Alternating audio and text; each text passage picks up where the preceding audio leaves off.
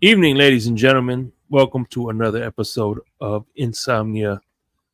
We have been cranking them out a little bit, you know what I'm saying? Unfortunately, Pete has been occupied, so it gives Crypto some time to join me here and there, right, Crypto? Mhm. I don't know about any of that, but I only do fill-ins for Lewis. And listen. I think one of the reasons why Pete hasn't been on is I heard. One of the reasons Pete has been on is because I heard Fred is in between flip phones. Yep, that's just true. Fred is didn't get the hookup from Tony. He wasn't Mm-hmm. able to get a third or fourth phone, so he got different flip phones, and because Tony didn't hook him up with all those third phone deals. So yeah, it's been some technical difficulties between Fred, Tony, and Pete. You know. Yep, and they were. I think weren't they bunk buddies? Tony and Pete. Yeah. They were buck bunnies at one point, and they wanted to rekindle that fire. Good old days growing up as kids. Yeah, yeah. So when we come back, Yeah, we're gonna dive into the coin that is your namesake. yeah. So stick around, Oh baby. yeah.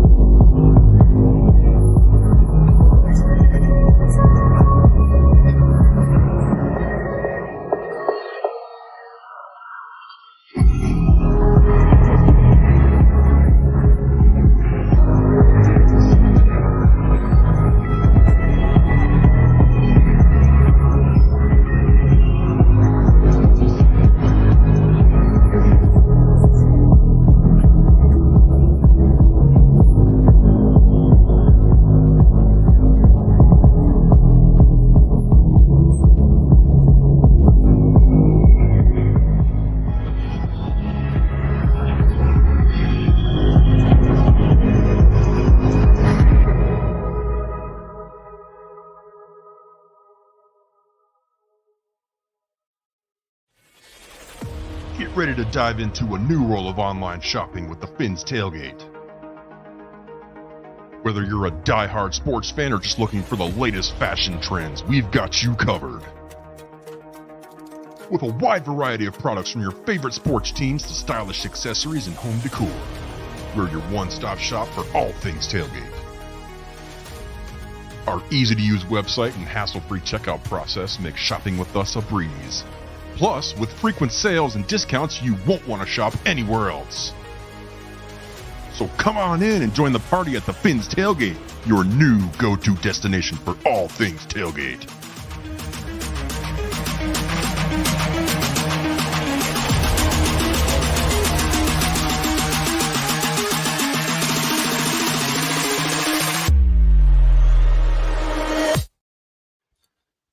What's going on, man? Shout out to HB, man, What's who's been happening? killing it. HB has Oh been yeah. killing it. Yeah, and check Yes, out indeed. the store, man. I'm gonna be doing a Saturday morning show, off season, off topics. We're gonna do a Vice City show. We're gonna be talking about Grand Theft Auto, the new one, expectations and all that good shit. Which is your favorite Grand Theft Auto and all that good Hmm. shit. I like the Vice City Grand Theft Auto. I ain't gonna lie, Yeah. especially the Vice soundtrack. City is the best one. Yeah. Especially Exactly. soundtrack. Yeah, soundtracks. Andreas was good. I mean, they're all good. To be honest with you, even the ones that aren't good are pretty good. you Right. know. Yeah. Absolutely. So, Absolutely. all right, Vice let's get. City is the way to be. Yeah, you in Miami, and this time I think they're gonna be They got another game. The new game is going to be in my neck of the woods now. It's going to be in the west coast of Florida too. So not only is it going to be Miami, but it's going to be Southwest Florida as well, the Naples, Fort Myers area. So they got the whole topography, like the whole South Florida section cut off, South Florida section off for the whole game now. Pretty much. You get to go to Man. Everglades and all that shit. I mean, it's going to be. Everglades too. Yeah, it's been a while. The first Grand Theft Auto was released in about 2012. So yeah. you're talking about almost a 12-year span between, you know. Mm-hmm. But you know, this one and a new edition. I mean, well, they also had Red Dead Redemption in between that. But look, at the end of the day, I just want them to release a good product. You know. Yeah.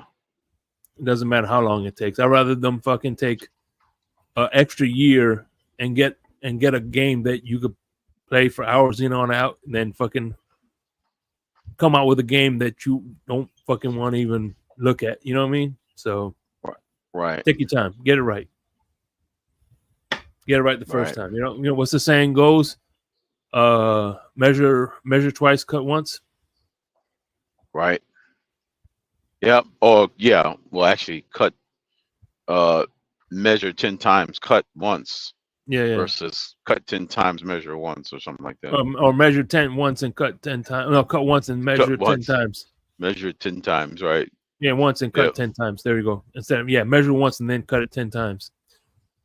Either or. Yeah. Yeah. Just measure, as many times as we need to, just so we get one good cut. Just so you can have one good cut, right? Mm-hmm. All right. So, all right. So now we're talking about your name. So how did you come up with the name Crypto Dolphin? Which I'm also going to be asking you on the blender, but we'll do a pre-interview here. Well, how did you come up with the name Crypto Dolphin? I know you're big into cryptocurrency, correct? Correct. Yeah. What is crypto? That is the primary reason, because I was pretty much like three to 4 years before I created my internet persona. I figured I would go with something that I was heavily involved in at the time from investment standpoint. So I was more so, I was diversifying what I was buying and selling. In crypto, I went full tilt to where almost a good chunk, well, at least at that time, was into the crypto market outside of the private real estate that I owned at the time. So that was like the biggest industry that I had dove into. So I figured, I'm a huge dolphin fan, so that can be the suffix to the name, right? Yeah. And then I just say crypto is what I'm involved with, hence Crypto Dolphin. So I just put that as a first and last name. Yeah, I've seen people with the name Shake is rarely, and then I've seen some people Money Mitch. There's some other people with money in it. So, but I've never seen anybody with crypto, the name crypto, at least as far as being a dolphin in the dolphin community, as of yet. You know what I'm saying? I'm sure. Right. People that's involved in it, but never used it as a. You there, Shake? Never used it as a actual prefix as their online persona. So I could have easily just been generic and use my initials like JDT or something, or I could have just created my actual government initials and such and such, or my childhood nickname, because my childhood nickname was J-Ball. Okay. But so I'd like, no, I don't want to go with that. I could, because people definitely know who I am. Obviously, they hear me from growing up. But I was like, no, I don't want to use J-Ball, because that's not even in my damn. It was only in one of my email addresses ever. Yeah. So I was like, no, I'm not going to use that name, because or I'm DVP. in a brand new community that nobody knows. Yeah, or DVP, Dolphin. That would have been That'll another never one. work because that's not even close to my government initials. No, but that's another good Not name. to play. Listen, you're big into crypto, and you're also a big DVP fan, so DVP would have worked. I wouldn't be GBP crypto, no. Yeah, it could have been. I could have made my initials my last name and then crypto the beginning, or my initials then crypto. But crypto is easy for people to grab because it wouldn't seem right calling myself cryptography or Yeah, blockchain. That's just too long of a name. Cryptography. I'm like, well, cryptography. God damn, who the hell named their kid cryptography? Obviously, they'd be like, that's definitely not his government name. Of course, you can figure out that crypto is not a government name for probably newborns. Probably do actually have that name. You just never Yeah. know. Especially nowadays, there's people actually naming their kids after different companies within the industry. People naming their kids Avalanche, freaking Solana, and freaking Haagen-Dazs. Ethereum. I'm like, damn, you gonna name your kid after an actual blockchain? I don't think I'm that freaking gung ho. I'm gonna ruin a kid's childhood. I mean, So it's a good name. I mean, there are some good crypto names out there. Actually, Ethereum crypto, is good to name for a car or something like that. Yeah, Ethereum, and actually is a good name as far for as a car or an a good iguana or name. something. A car, yeah, or an iguana. Yeah, or Solana. Yeah, that's a good Solana. girl name. Solana I can see a like girl being named Solana. Solana sounds like a fucking a plant that grows in South Africa. I mean, South America. Yeah, the Solana tree. Yeah, plant or flower. Yeah, that's why I said that's definitely a good girl's name. I mean, it could be neutral. I can't see too many guys with that name. Yeah, because the ANA gives you like the feminine type. You know how it is pronoun or representation of a person. So you figure ANA Solana definitely gives you that's a woman, versus a man. So, all right, before we get into the meat and potatoes, we're just putting this out there that we are not financial advisors, so please do not No, this not is a entertainment financial purposes. advisor. Only entertainment and education purposes. Never invest nothing. Well, I go with the typical statement used in the industry. Never invest money you don't intend to completely lose. What he said. Or you could take the shortcut and say, you will lose 100% of all your money. In other words, don't try this shit at home. In other words, if you do lose money, you're completely off the hook because I told you will lose. So even though it could be the total opposite, you could not win, but gain a lot of money. But if you just tell them right out of the bat, you can lose all your money. Or you remember the line in the movie, you done fucked up, right? Yeah. So you just tell them that. But knowing good and well if they do enough research and do a lot of checking and making themselves and covering themselves security wise, or the likelihood goes down. It's always from 99 to 1% chance. Or 1% just give chance me you don't lose your money, 99% chance you do. Or give the money to me so I can give the money to charity. She works on Thursdays and Saturdays. Right. Exactly. Yeah. Charity. She Hang on one moment, Shake. Yeah. So while we wait for crypto, it is another beautiful evening. Of course, it's hot in Florida. Obviously, summertime. It's always going to be hot, That's why we have AC and fans. So, thank God for that. Okay, I'm back. All right. So, What is crypto? Crypto itself is a digital form of, in its purest form, it's basically energy. As far as its raw form, as far as meaning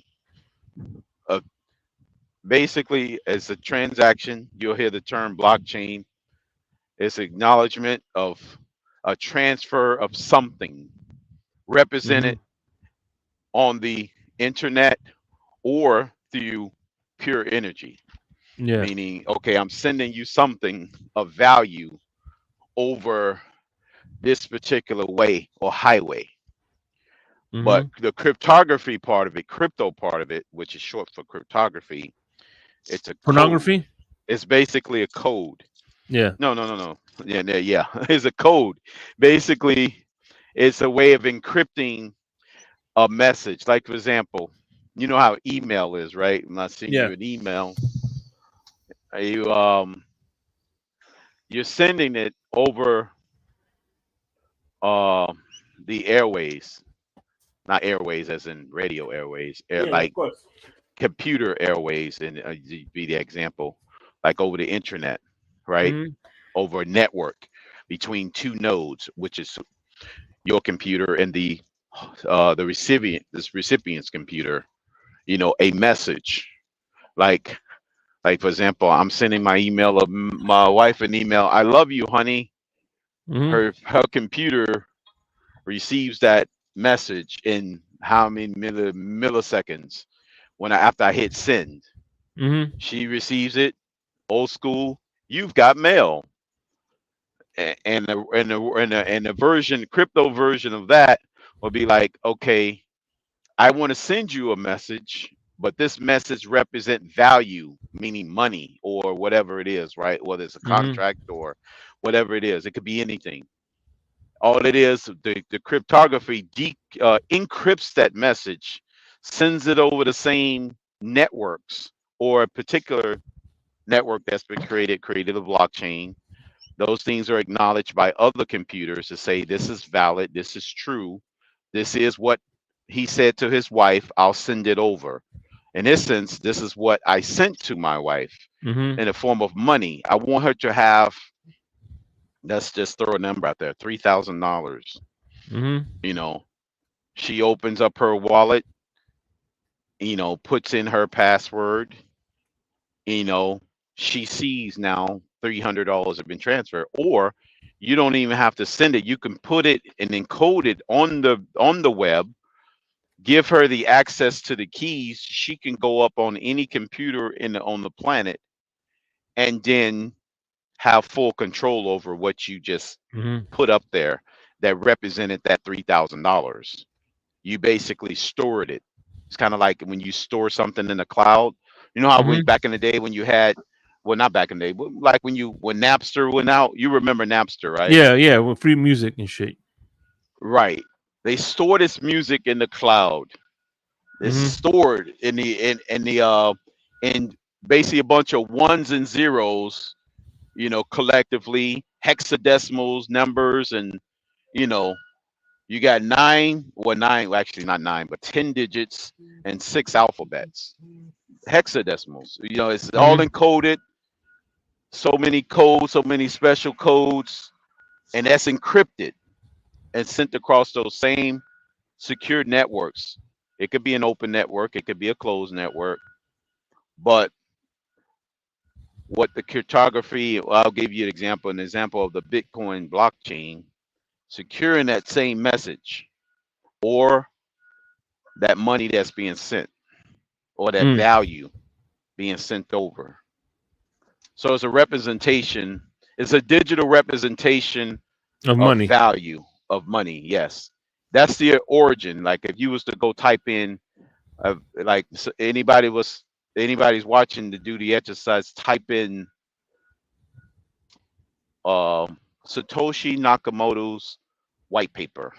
That's basically the inventor of Bitcoin. He's the one that started the industry. It started from him. It could be her, because nobody knows the true identity of him, right? He went anonymous, right, shortly after the invention, as a response to the financial crisis, because he wanted a way that people can be off the normal financial system. I'm getting more deeper into the weeds of the story behind the industry and how it started. So, but it was a response to the 2008 financial crisis. Hence, the first transaction on the Bitcoin blockchain was in January 2009 because it was a response to the financial crisis that happened, the global financial crisis, right? Yeah. So he wanted peer-to-peer transfer of money. Initially, that's what it was. It was created to be, and then it evolved. Bitcoin and crypto evolved where it was not only about transferring money, it was also transferring ideas and transferring contracts, and programming in advance, doing Internet of Things. Like, if the temperature rises to 90 degrees, my ceiling fans come on automatically, and things like that. That's the Internet of Things. Like things like that start becoming more prevalent. Where you can create a contract or a set of rules, if this then that. In the crypto part of it, it's more so it's all hard coded on the network, or the network that's created. It's not just about me sending you $4 billion and the other guy's getting sent $20. That's still functionally a part of it though. But it's grown to much bigger and more complex things where you got AI is now a part of the industry. Allen a Iverson? lot of it's Allen Iverson. Yeah, he's a part of it for sure. It's all about practice, Yeah, he's just trying to win a game. So I remember we talked. We did a little pre-interview. Artificial intelligence. Yeah, we did a pre-interview on it, and I remember you discussing that some guy bought a pizza with it, and then all of a sudden, it was like the most expensive pizza. So I remember you telling me. Yeah, I remember you telling me that. I know people use it as kind of like a universal money, universal cash, but you said the more practical thing to do was kind of treat it like the stock market. Right. And in that sense, the investment part of it, meaning when I was telling you energy, you're storing your wealth. Like, for example, you don't use it. You don't use it like currency. You don't use it like currency, right? Especially not Bitcoin. That's the wrong move now to use it. And of course, the painful lesson of the Bitcoin pizza guy, he used it purely as money back then because that was the initial intent. See, he had no perception that it would really grow as big and as large as it is now, because he never would have spent 10,000 Bitcoin to buy 2 large pizzas, right? Because that's what he did. So at today's current price of 65,000 per coin, he basically spent $65 million for 2 pizzas. Think about that for a moment. Yeah, I don't want to. I know he doesn't either. He spent 10,000 Bitcoin to receive 2 pizzas. He just gave up his 10 because apparently he thought they was basically were at the time they was worth pennies, right? They was worth pennies. That's just under $1, right? Literally little cents, right? I'm sure Robert Kraft spent that for a massage, but that's neither here nor there. But go ahead. Yeah. So so you're talking about freaking 10,000 Bitcoin for 2 large pizzas. And then you come back 15 years later and you saw that exchange cost you an opportunity to have 65 million.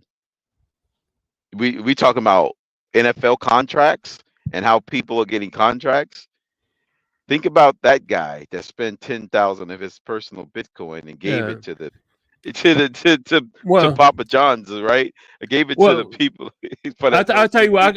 It's just like for instance, back in the 80s, right?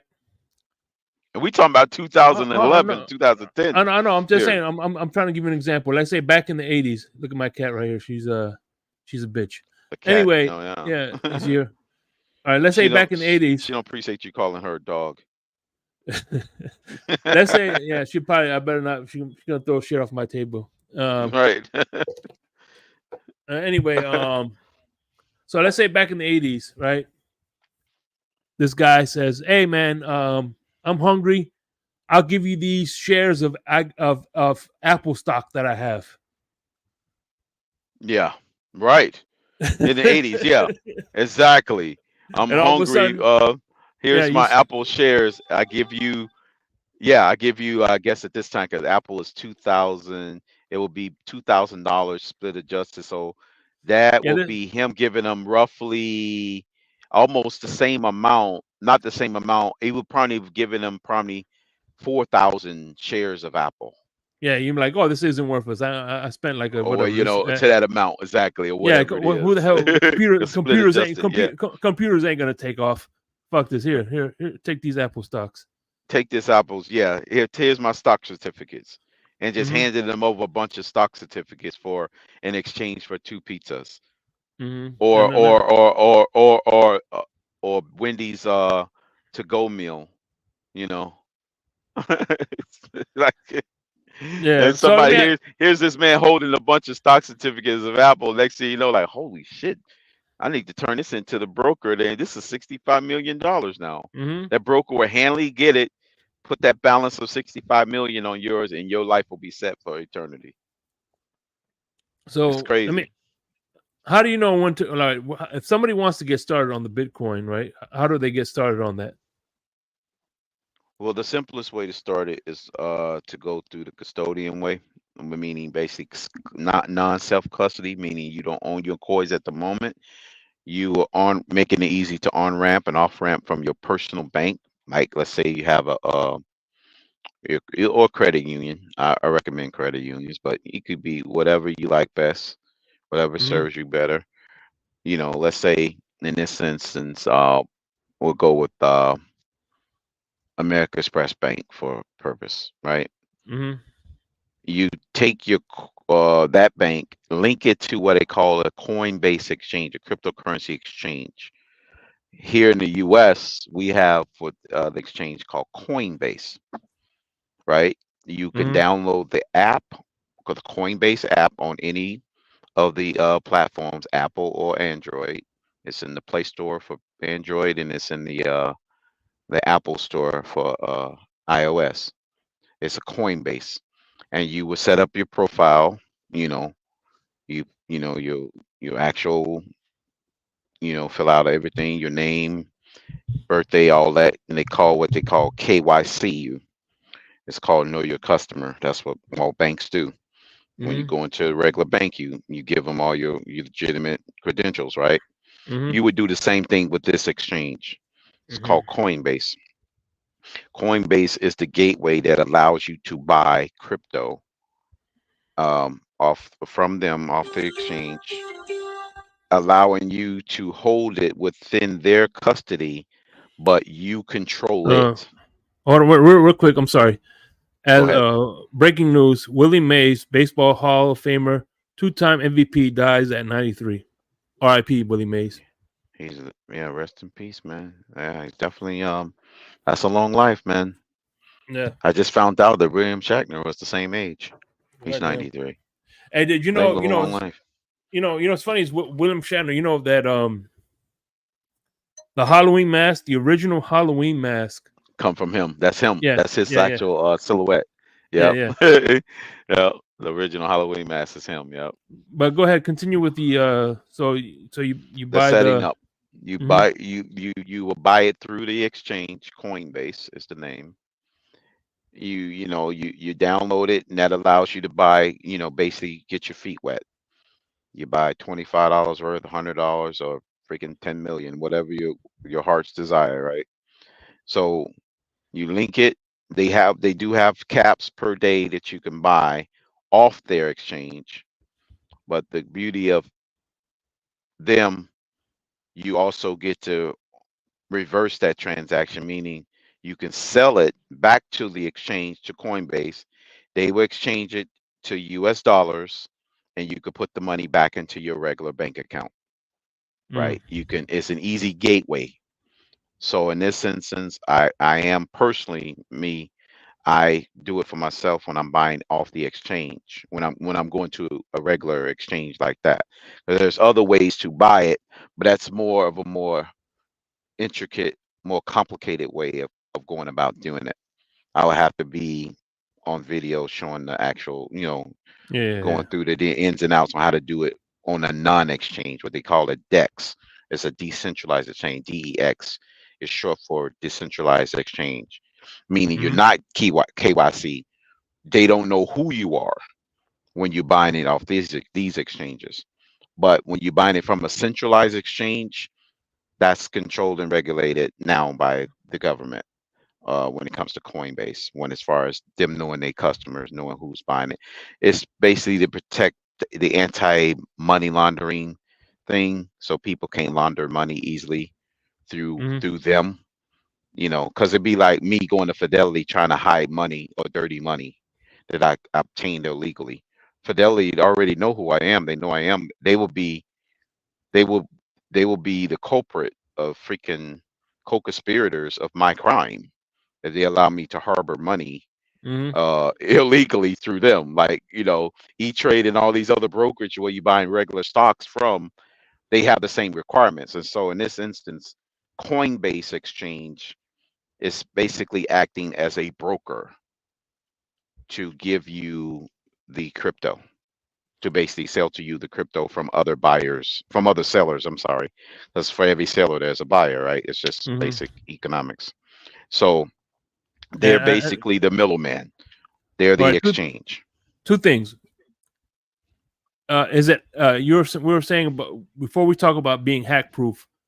How do you know where to buy and where not to, where you not to buy? Because at the They end of the day, how do you know they're the one. you're not buying fake crypto or anything like that? Right. They're the ones, since they are regulated by the government to sell crypto over the exchange from here.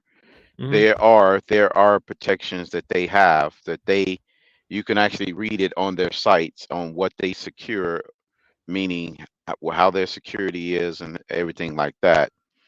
As far as from them being, if their exchange get hacked, because even today, since their existence, they haven't, the Coinbase exchange haven't been. Mt. Gox and all the other ones in the earlier days, because it was like the Wild West.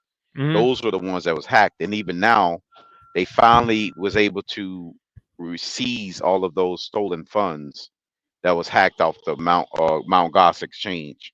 The value of those are now north of $4 billion, but when Damn. they originally stole it, it was over $100 million.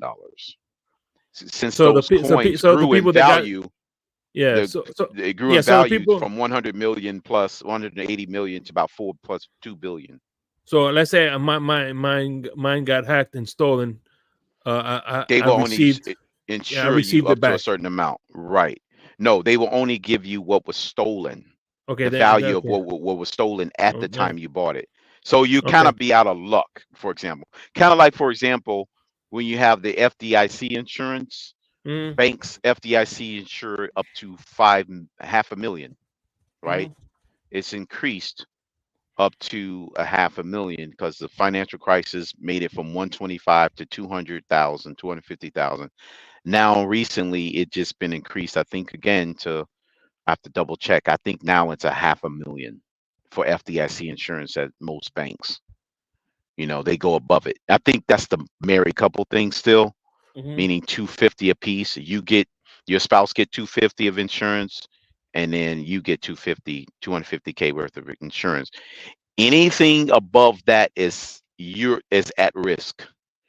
So that's why it's always good practice to, once you start getting close to the 250 at any financial institution, it's just in general, or the 500,000 combined between the household, this, the married couple, Mm-hmm. is when you reach above that limit, is to transfer every penny to another financial institution, so you could be fully covered 100% of the time.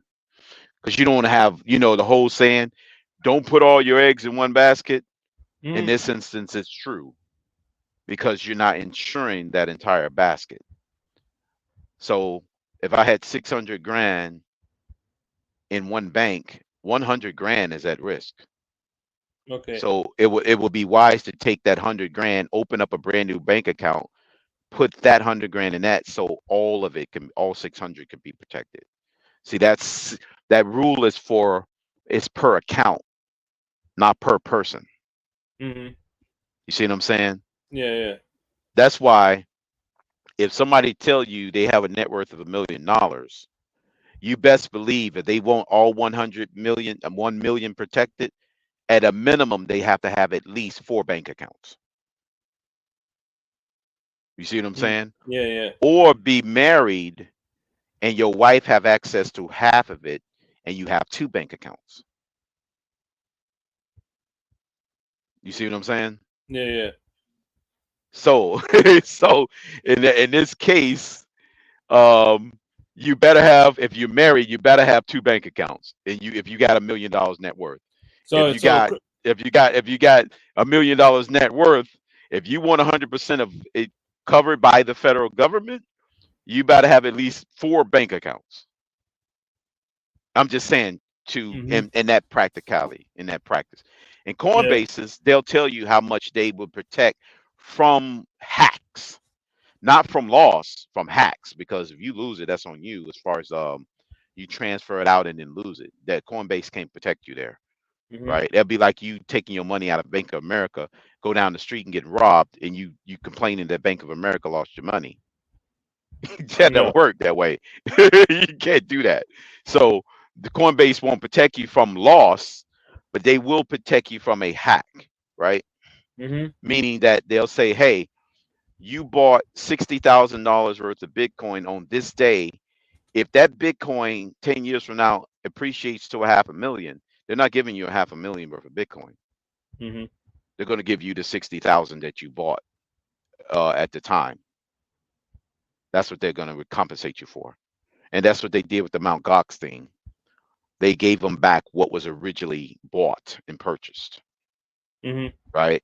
Because at that time, oh shit, if I bought freaking a value of this and they was only to get back $4 billion or 100 million worth of this, even though it equals 4 billion, they can't promise you the difference, Mm-hmm. because they only can give you back what was actually stolen. And that's how that works. But they got security, they got all kind of audits. They do audits all the time, Shake. They audit Mm-hmm. themselves, or they go through professional audits, and they go through different procedures to ensure that the coins that you buy and leave in their custody is secured. You know, they have all kinds of freaking, you know, things that they do to assure that it's been secured, that they're not being, their exchange haven't been hacked, and in the future won't be hacked. So What was your that's how they protect themselves. Now, when what you was your take it off in self mm-hmm. custody, you're on your own at that point, because now you are the bank when you What was take your it off first their custody, Bitcoin? the exchange. What was your first Bitcoin that you bought? And no, my first crypto, it wasn't Bitcoin. My Okay, first crypto was I'm telling, Litecoin. I know about saying what was your fit? Did you ever buy Bitcoins then? Yeah, I bought it after I bought Litecoin. Okay. I didn't buy Bitcoin until I started learning about the technology, and that was back in 2017 when I started learning more about it and getting more comfortable with holding it myself and not having Mm-hmm. it on the exchange. Mm-hmm. So that's when I got, the more I got comfortable with it, is when I start pulling it off the exchange and it's custodying it myself, meaning I get control of the keys. I got 100% control over the movement of it and everything. Mm-hmm. Meaning I don't have to, this is another thing about crypto. There's no calling nobody at 4 o'clock in the morning, say, oh, um, I need to reverse this transaction. Once you send that transaction, it's gone forever. Mm. Once you send it, because you just use the private keys and the passphrase to send it to its destination, it's gone. It's considered it's gone forever, right? Once you self custody it, and even when you instruct the exchange to do it, it's gone. It's Mm-hmm. removed off them. The keys is gone. The Yeah. money. The everything's going. That transaction Yeah. sent, and it's forever recorded for all of history on the blockchain. Yeah, it's That like when you transaction it's is like when you forever send recorded. when you send that dick pic, you can't. There's no bringing that dick pic back. It's exactly right. The dick pic is going forever. There could be copies and multiple copies of it, of the pic, but the original transaction is gone forever once you Hmm. hit the send button. Yeah. You better hope at the mercy that the person you send it to or the address you send it to, Hmm. that person has control over those keys, or you have control if you happen to send it to yourself to another wallet. So, like, um, the guy that sent those 10,000 bitcoins to get that pizza, yeah, he sent it to the right people. But the right people, the people that got him, gave him his pizza, and those people are living high off the hog now Mm. because I'm sure if they held on to him all the way through to this point, they definitely sending high off the hog because they got at least 65 millions to show for it. Because the price is going up and down. But hell, it can drop $10,000. That will be what I mean. If the price dropped from 60 Hmm. to 65 to 55, which is a $10,000 per coin drop, they actually value only went down. I'm saying only if this is not a lot of money. It only went down $10 million, but they still Mm. have 55 million to show for it. Those that exchange for that pizza. You see what I'm saying? Hmm. That's a large sum of money just by a $10,000 drop in price. It represents $10 million in actual value. So that's why when you sell crypto, you sell it back into fiat, into the dollar or your national currency, Mm. and you settle for the fact that this is the price you want to exit to exchange for another good or service. Right? I'm saying I want to buy a car, I want to buy a house, I want to buy a lap dance. Yeah, yeah, You know that's what an I'm saying? expensive lap I'll keep dance. I'll give you 10,000 Bitcoin for a lap dance. Mm. If that woman takes the 10,000 Bitcoin and somebody later, she's gotten $65 million to give a lap dance. You think she's happy? Oh yeah.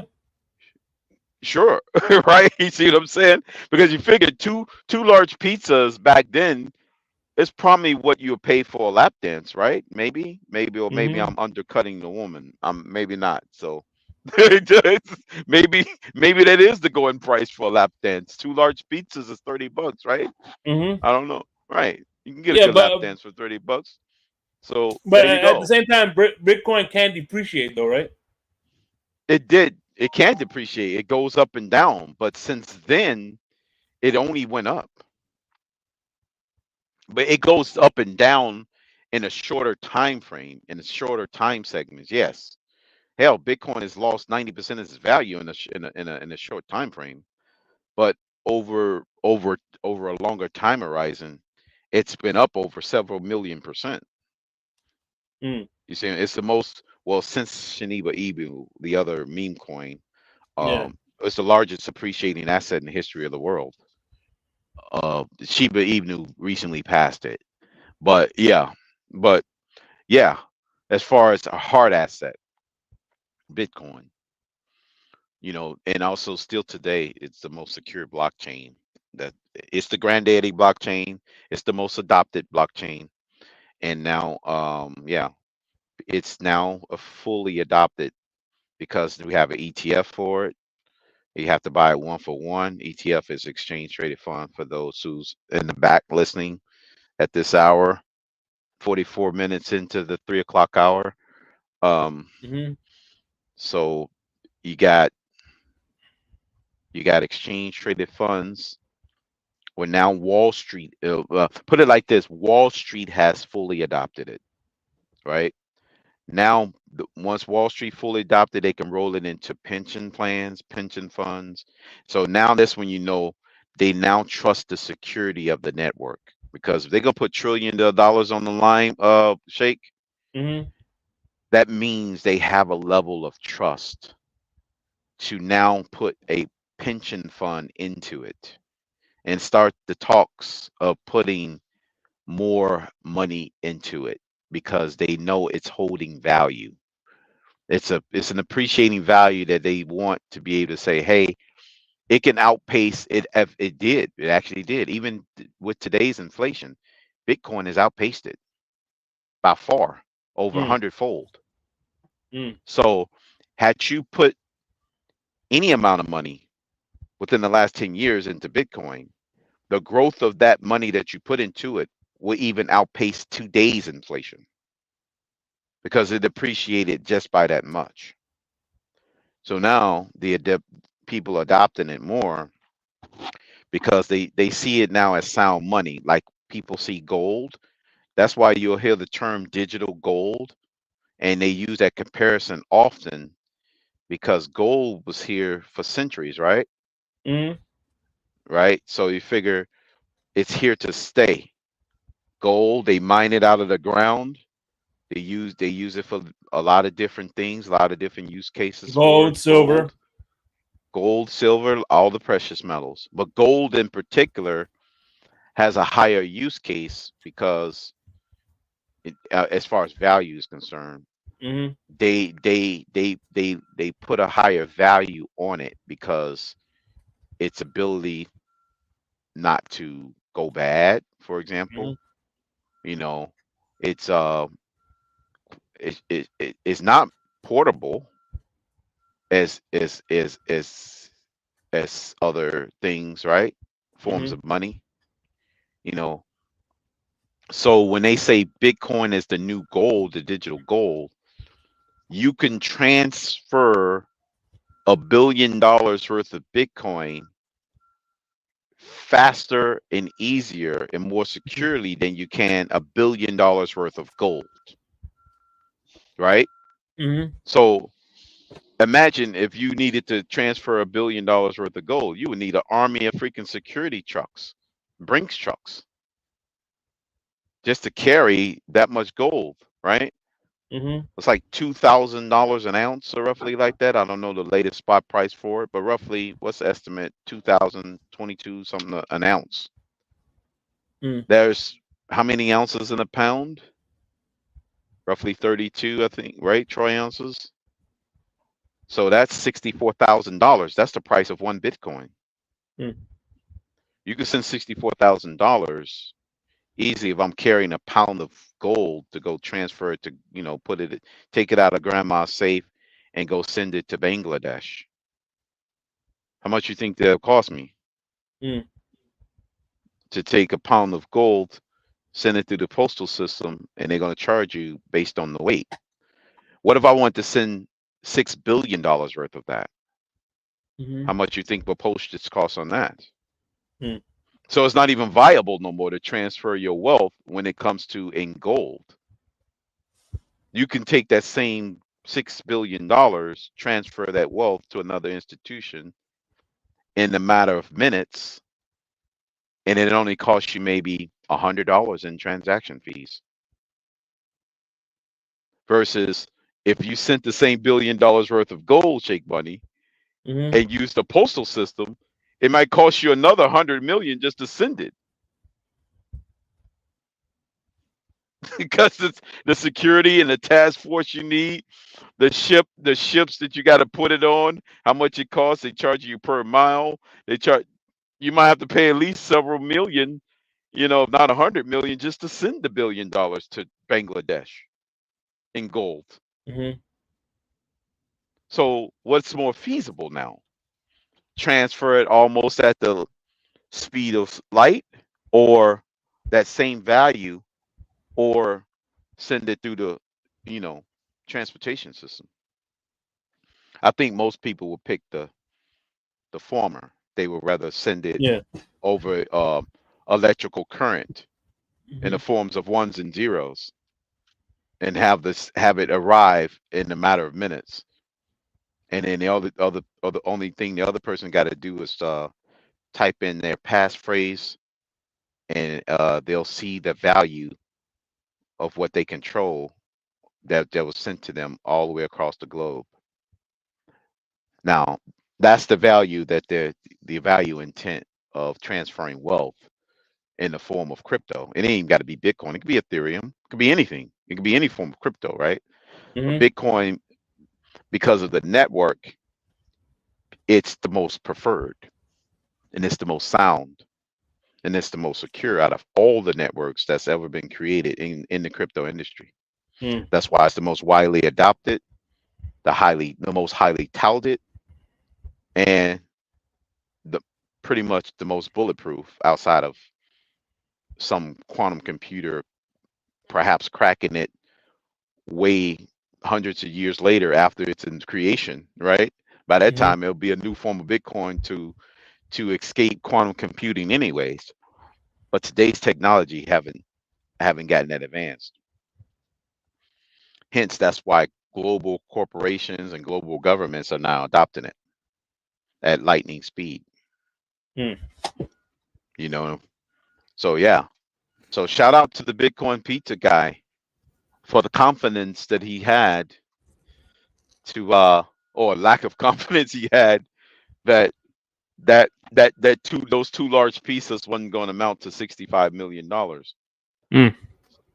You know, I will be literally crying today if that was me. Yeah. You know, because there's no recovery from that. You can never get unless you got $65 million. You can never get your hand on that amount of Bitcoin ever, unless you got a minimum of 65 million to divvy up. You see what I'm saying? He probably paid maybe $200 for that 10,000 Bitcoin. Roughly, I want to Mm-hmm. say. I'm gonna go back to the original price. If I recall, it wasn't the original when he originally bought it, but he just spent that for the pizza. We ain't gonna say how much it actually originally cost him. It was probably like maybe a couple of $100, maybe that he spent for those 10,000 Bitcoin. Mm-hmm. Probably not even that. Maybe 50, 70 some dollars maybe, because it was less. It was pennies then. So shit, you know. My God, you know. That's why I remember the first time I sold some crypto to pay off my car. I made up my mind at the time. It wasn't Bitcoin, it was another crypto. It was Cardano. It was ADA. I sold some I sold I sold off some to pay off the remaining balance, what I had left owed on it. Because I Mm-hmm. already been paying cash for about 4 years anyways, right? So I just wanted to pay off the rest of the note. So I Mm-hmm. decided to sell some crypto. I sold it back into regular money, right? Sold it back Mm-hmm. into US dollar, transferred it to my bank, and then I sent Volkswagen the rest of the money that I owed them to pay off Mm-hmm. for the final payoff note. Mm-hmm. So right now, that value of what I sold at that time is nowhere near close to $60 million. It's not even close to That's freaking good. $6,000. The value of what I sold back then. You see what I'm saying? Mm-hmm. So I made sure that it was the assets that was steadily growing, but not growing in leaps and bounds. That the years later I won't come to regret. So you want to put it into what they call a stable coin. It's a $1 for $1 transaction. Basically, I give you one, you give me $1. It's a Mm-hmm. 1 for 1 exchange. It's not a 1 for 65,000 exchange like Bitcoin. You need one Bitcoin to get $65,000 for it. So it Damn. wasn't that kind of a ratio. It was $1 for one USDC coin. It was a 1 for 1 exchange. So ensuring me that, you know, coming in 2030, I'm not like the Bitcoin pizza guy where that freaking Volkswagen Jetta cost me $12 million. That's not going to happen to me. You know what I'm saying? Mm-hmm. So I at least assured that Volkswagen that I was paying off at the time, it didn't cost me $12 million. Because had I exchanged Bitcoin in the pizza guy, it would have been like that. It would have been like I gave Volkswagen $12 million. Because imagine if the price of what I sold that particular crypto for was like Bitcoin, Mm-hmm. it would have literally been me giving Volkswagen $12 million. So I avoided that mistake. I made sure it was a 1-for-1 exchange. It was a coin that was a 1-for-1. It wasn't growing leaps and bounds like Bitcoin. You see what I'm saying? Mm-hmm. I'll do something like that with Dogecoin, because Dogecoin ain't growing like Bitcoin, right? So as long as if you're going to exchange crypto for another asset, a hard asset like a home, a car, or pizza, or a lap dance, Mm-hmm. uh, make sure that it's a shit coin, what they call a shit coin, or coin that goes down in value. That way, at the end of the day, you paid less overall for it. Mm-hmm. You see what I'm saying? If you're gonna do that, or either stay at the value that you exchanged it for at the time, or that it ain't going nowhere, it ain't finna skyrocket. That would, in my practice, that's what I prefer to do that versus exchanging it for a coin that I know will most likely hit the moon. Mm. Because And I'm how not trying to be I'm not trying to be that guy that pays $12 million for a Volkswagen. how do you know if a coin is going to hit the sky or not? You can tell it. You don't know that it's nothing is certain. I'm just Mm-hmm. saying, if you know that it's being widely, you can have signs of something going to be highly adopted. You could probably look at its code. You can get into the weeds and look at the code, seeing if most likely it's going to be widely adopted. But nothing's ever goes up in a straight line. Nothing's never 100%. Right. Nothing's etched in stone.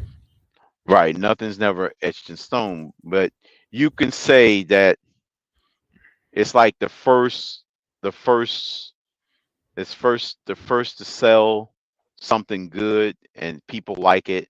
That's going to be the thing that most likely make it. Per se, and that was the case for Bitcoin because it was the first. It got everything started. It started the industry. So in that instant, anything that comes out after it is called an altcoin. It's an alternative to Bitcoin.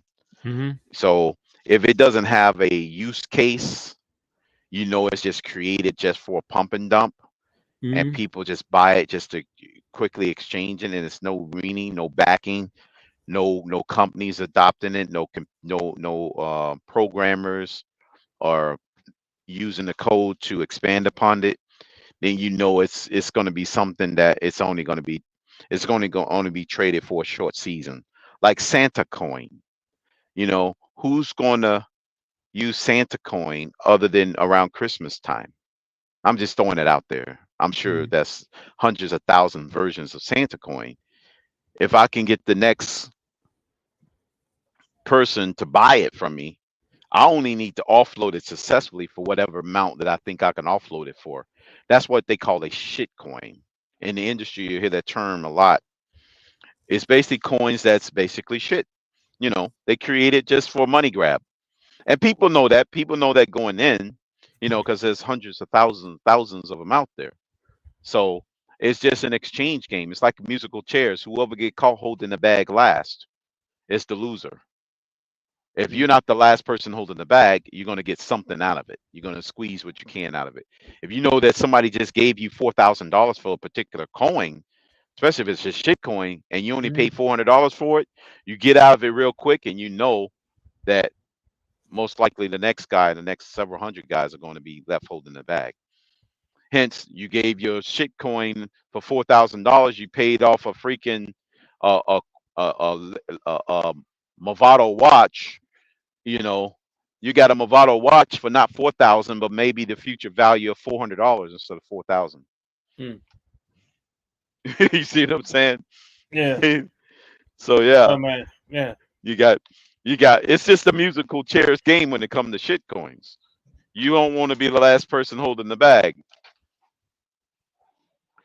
That's why when you say, I know it's a project that a lot of people putting money in, a lot of big bankers, venture capitalists, a lot of investors they believe in the code. You know, they believe, you know, and the soundness of the project, it'll most likely have staying power.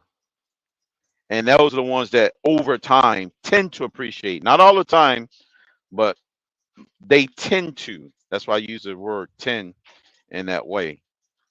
They tend to appreciate over time, over a 12-year period or more or longer time period. People that have a lot of backers, I mean, projects that have a lot of backers, big time money pouring into it because they believe in the principles behind the project and the goals, what it's trying to do, what it's trying to achieve, you know. So yeah, they um Okay.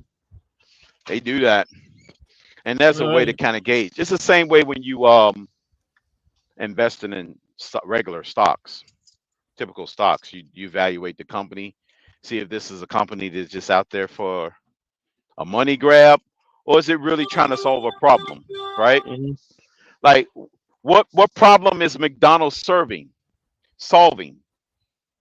You know, people could say, well, it's only there to solve people Lunch, problem with hunger problem. food, hunger problem, right? Mhm. 1 billion burgers served. You know, the problem it solves is the ability to eat at a significant discount, uh, And as quick and more on the on the go, yeah. more convenient, yeah, more conveniently, and as often as possible. That's the problem in the niche that it served, right? Hmm. So in that sense, from an investor standpoint, that McDonald will be here to stay. Imagine me and you back in the 50s and we're just local investors and we trying to figure this thing out. Hmm. Like, oh shit, here's a company right here.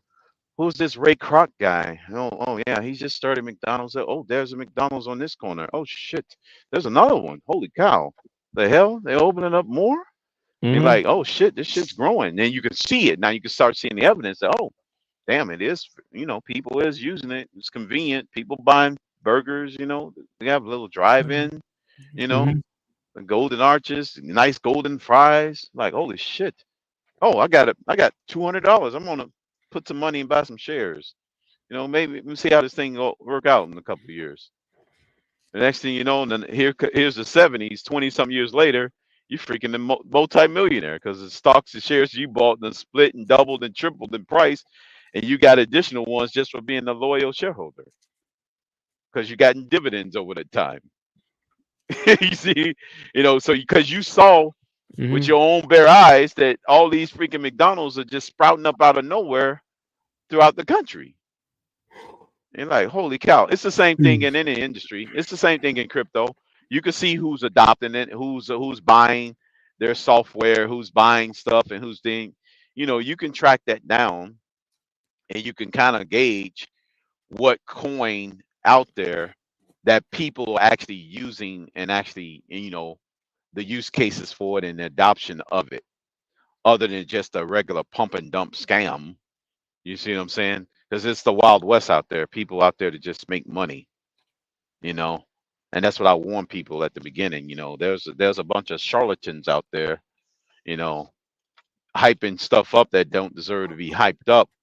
There's just like freaking, I mean, my cockroach in the corner of the freaking my projects that I grew up in has more value than the freaking crypto. You know, I have more value eating cockroaches out of a bowl of spaghetti than freaking what you just made. You know what I mean? Hmm.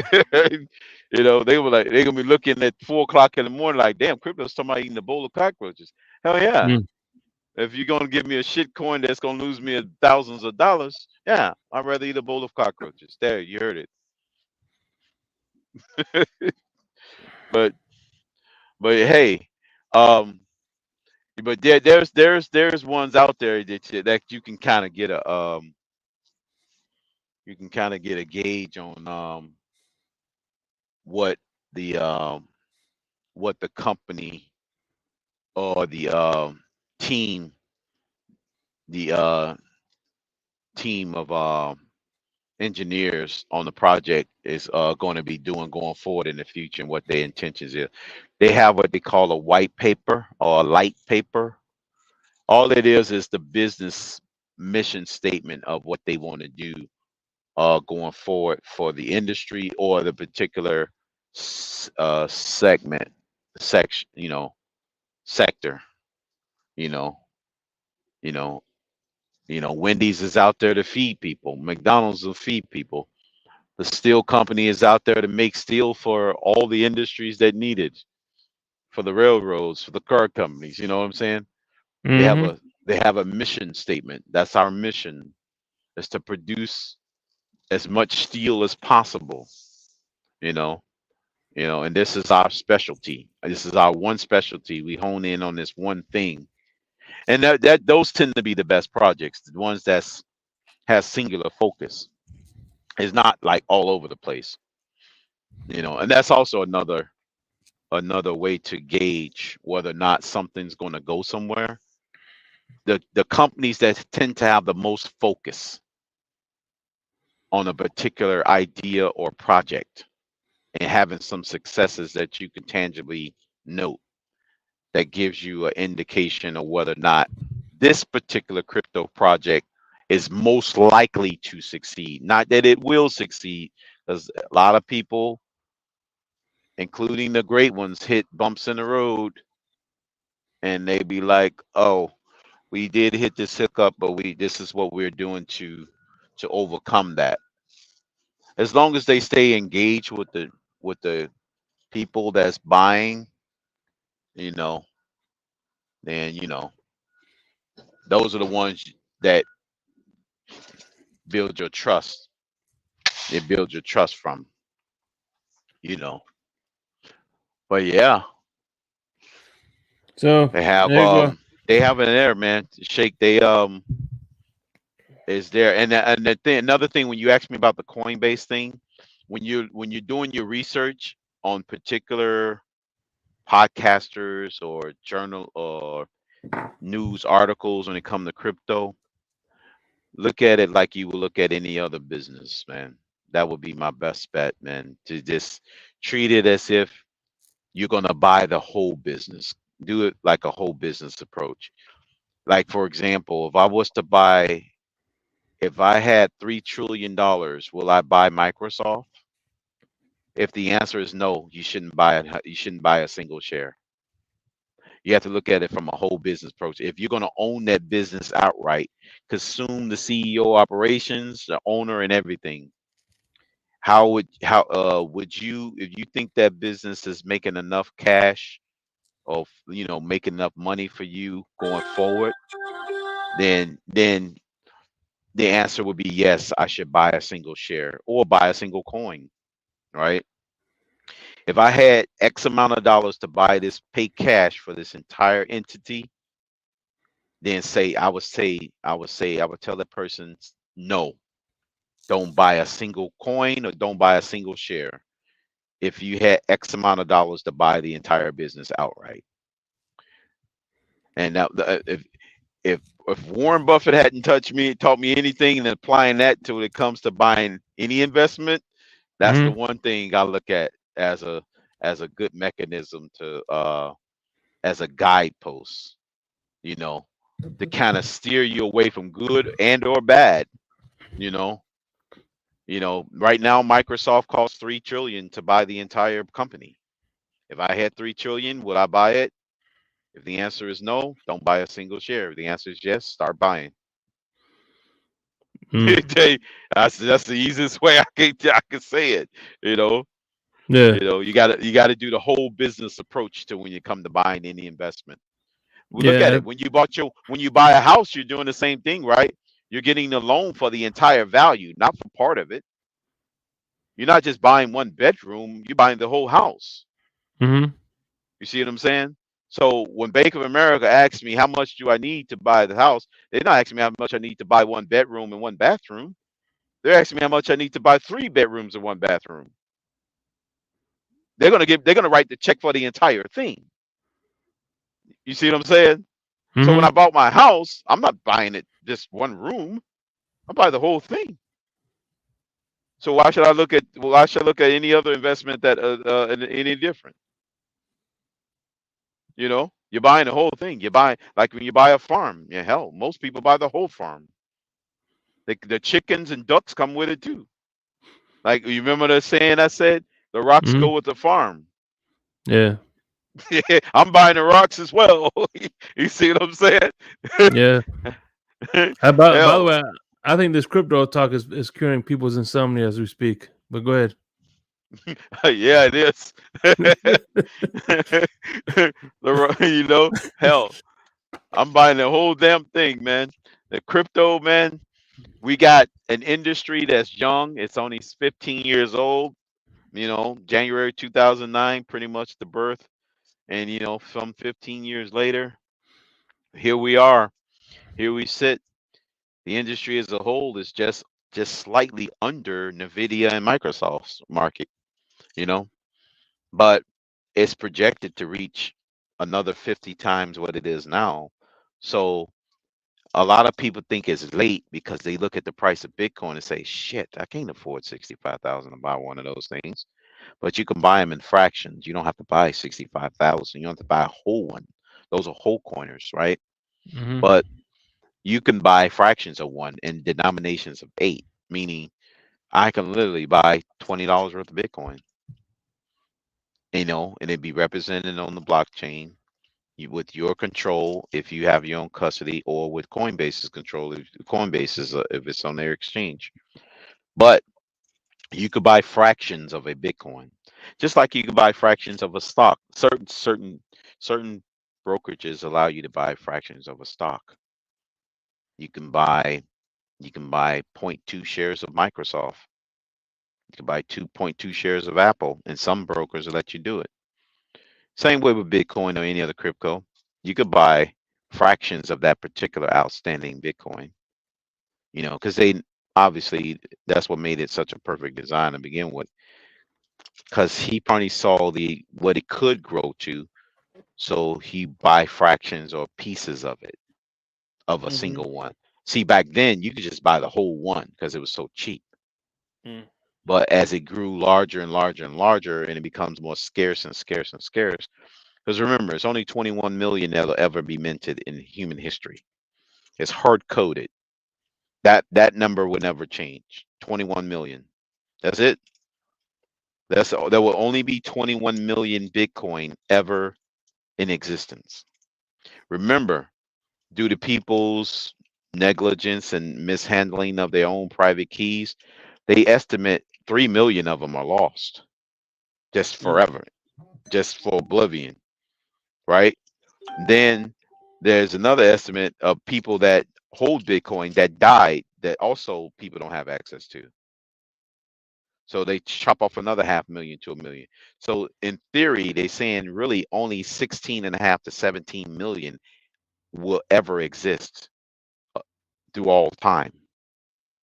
So something that's scarce, the more scarcer it get before the final one is mined, that's how you get such great growth, because it's just regular supply demand.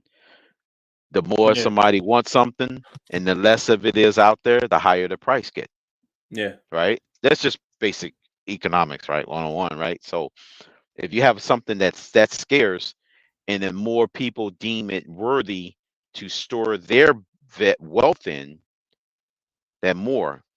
So I think you could probably look this up, Shake.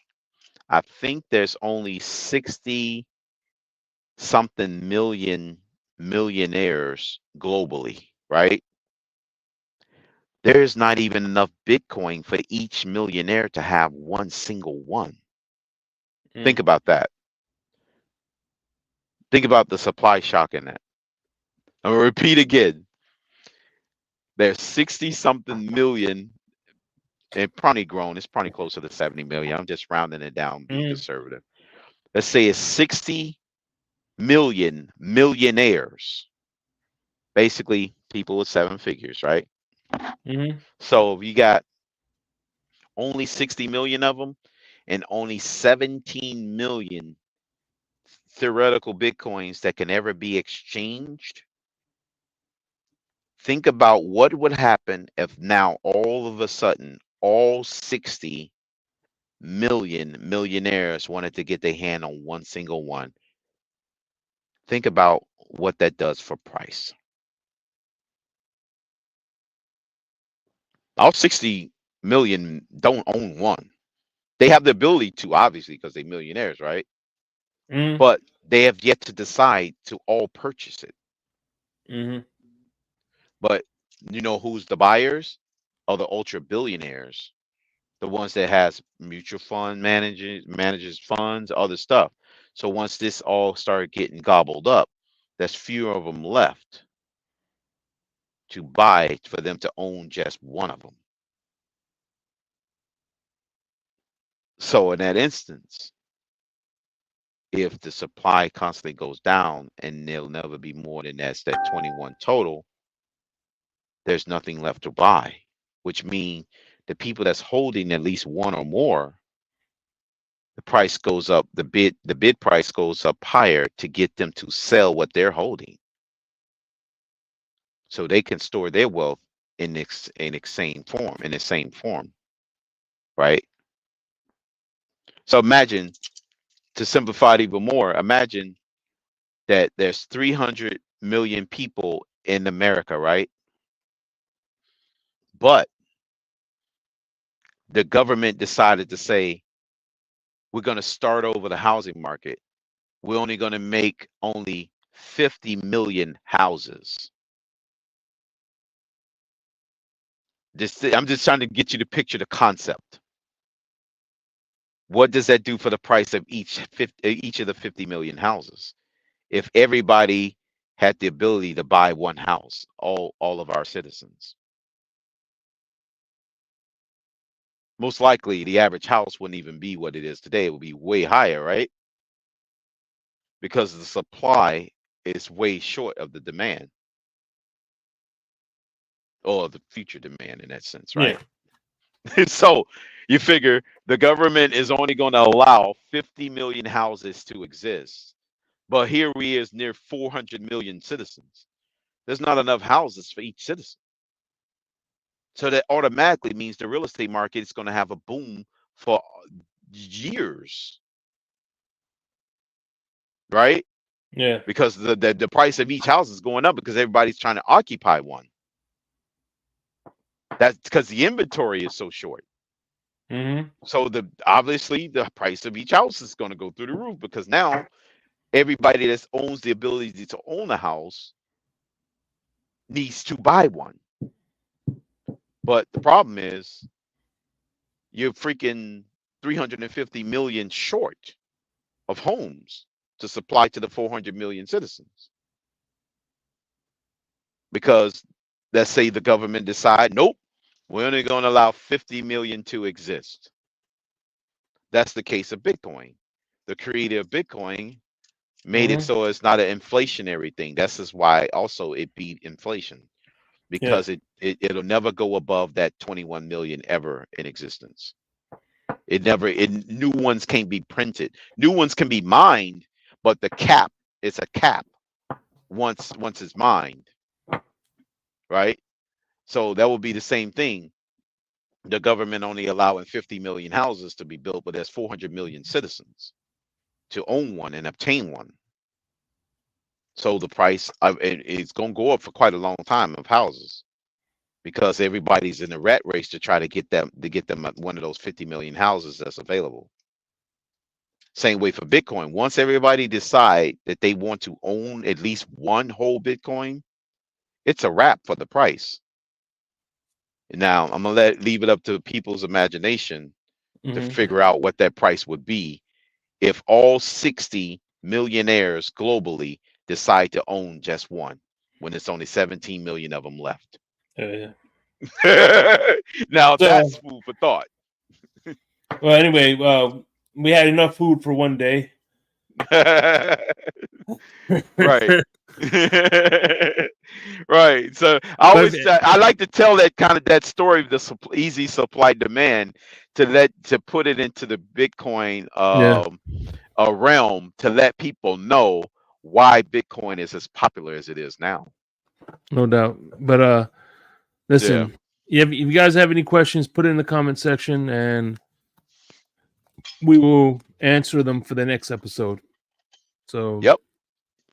I was gonna do news stories, but I think we gone on for like an hour. We always try to say around this time. So we'll get to news Yeah, next time.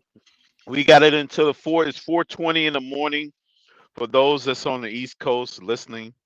If you got any questions, put it in the chat. I'll be more than welcome to answer security questions for crypto. How to start a wallet. Shake answer me the first question on how to get started when it comes to an exchange, linking your bank account. Going over details on how to link your bank account, how to set up the Coinbase account, and how to get your foot wet with not just Bitcoin, all the ones that's I would consider and that I bought myself, and that's easy to move and store when it comes to holding this particular asset going forward. Because it's a new industry. It's just the beginning of it. It's only 15 years old, so it's kind of like it's like getting in on the Ford Model T after the horse and buggy industry ended. Damn. I put it like that. This is where you at in this stage. So anyway, and listen, y'all have a good night. Enjoy the rest of your evening. And if you are up, get some W energy drink. You're gonna need it to start the rest of your day. Yes. I get the fruit Get punch. some W. Can I order now? Shake now. I can still order that and have it shipped to my home here, even out of state. Yeah. It's not a Florida thing. Oh, okay. See, for some reason, I was always thinking it was Florida. Why was I thinking it was only a Florida thing? No, that shit takes a while to get to me because it's not from Florida. So what you do is you click on the link. You like one of the episodes that we do. All right. There's a description. You go click on the description. I'll show you real quick. Let me. Fuck it. Okay. Now that we're doing 101s, let's do a. I'm gonna do a quick shopping for W and T.F.T.G 101 real quick. Right. Okay. So this is what we do. Yeah, hooked up to the wrong trailer. You can tell it's late at night. This one's open. Oh man, why did I think I was on the wrong side? All right, that's okay. I'll close this one.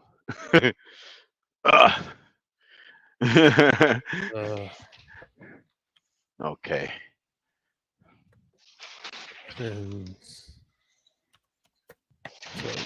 Fence tailgate. Boom, boom. Fence tailgate. All right, there we go. All right, so here's what we do. All right, good. Present screen. Okay, here we go. Share. Okay, now you see that we're gonna click on the episode with Crypto's birthday cake on it. You see it? Oh my. Times San Francisco. Okay. So now we click on the see this right here. We go to the click more. And here we go. Click on the W energy drink.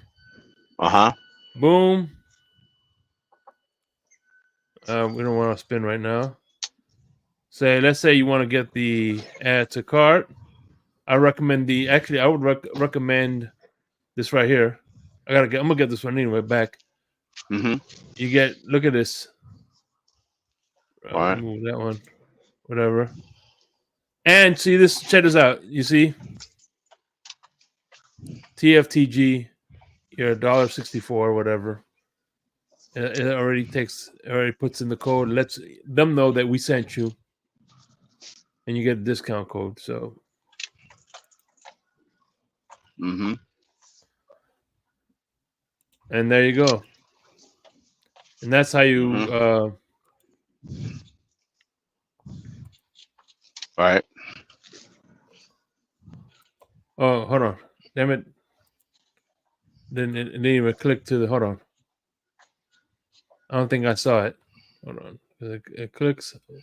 That's one thing I hate about this stupid thing. Okay, stop sharing. Present, share screen. Okay. There we go. This is the W energy drink. So let's say we add this to the cart. Mm-hmm. We can add this, add that, and then boom. What about the peach one?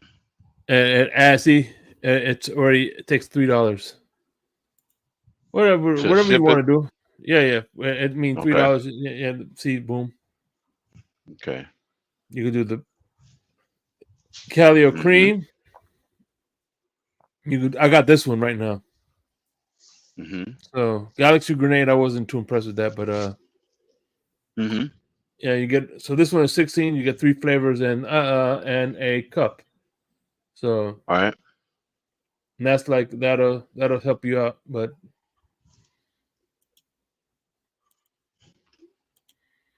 and then Okay. last but not least, this is what I want to do.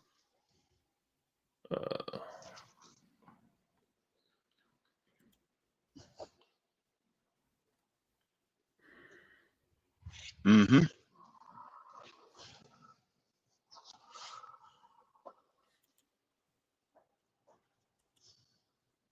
Stop sharing there.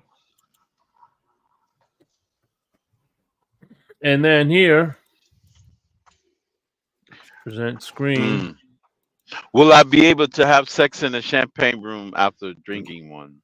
No, there's none. And there Oh, you go. wow. We have the Fins tailgate. Crypto. I think Crypto owns one of these bikinis. Jesus. You can see some episodes right here. This is one of my episodes right here, Tua versus Dak. Right. Yeah. You got the hats, which I have. My Yeah. my hat has been signed by Zach Thomas. So there. We got some shirts, and look at it! Look how cool this is. If like there's a code, whatever. Look at this QR code, and if you click Right. on the code, it says "fuck Buffalo." So you Okay, got that's some, nice. you got the cooking folk apron, you got the cheetah teddy bear, Right. and if you know, Right. and this is how Cooking many folk. days to football to 24, 78 days, 13 hours, and 50 minutes. Oh, it got the countdown clock. That's a countdown Yeah, clock or something? yeah. To the regular season first game.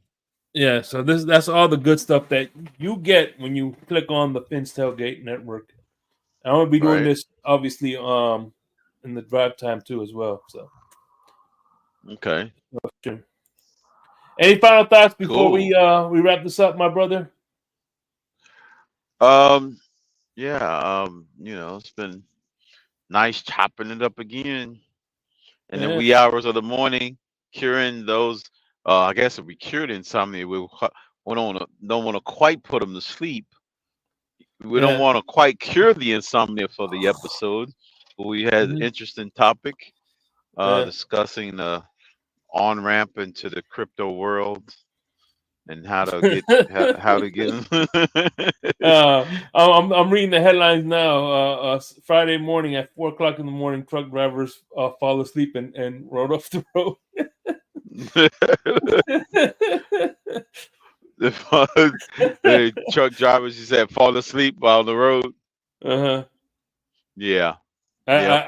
I think the guy who hit the bridge was listening to one of our episodes. Yeah.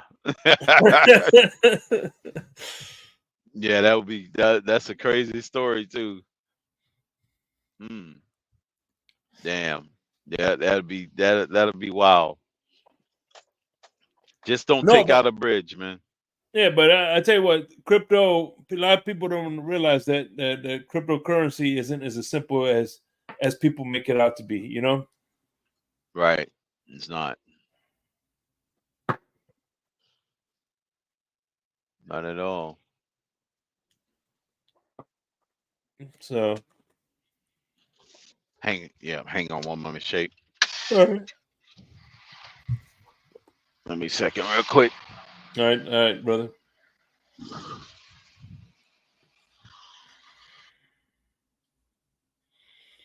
And as he gets prepared, hey, like I said, man, we're gonna do our pick'em league soon. Friday, we're gonna have drive time is coming back this Friday. Actually, you just watch drive time. Drive times on Fridays. Smoke Lounge is coming back soon. And yeah, man.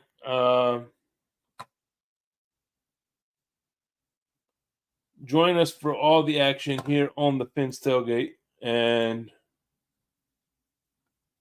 Okay. so just remember, Cool. look at the lineup that we have. Look at the team that we have. We have fucking El Capitan. We have Color, Ali, myself, Lewis, you, KP, Tunk. I mean, this is a good lineup here in the Fins Tailgate, man. Yep, it is. So with that being said, fins up, everybody. Y'all have a good night. Yes, sir. And, Fins up, everybody. fins up, baby. Remember what? No, I was gonna say, remember to put your questions in the chat. If you got any questions. After this episode, obviously. Yep. So, right. Peace.